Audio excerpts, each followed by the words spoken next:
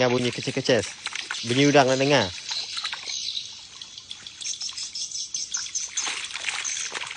Macam ni nak baca. Si pandai je kami nak madah. Geng, sorry ya kami siapa layan dulu cek kita tu. Kami nak pilih udang tu. Panggil kita udangnya. Dalam panjangnya 50 meter, geng. Tapi udangnya.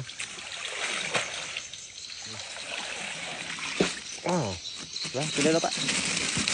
Coba buka ni. Cuba bubut. Geng, alhamdulillah. Apik.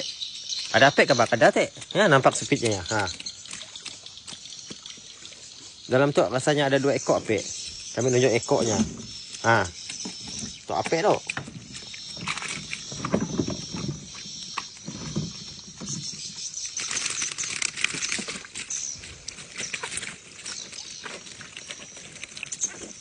Bau.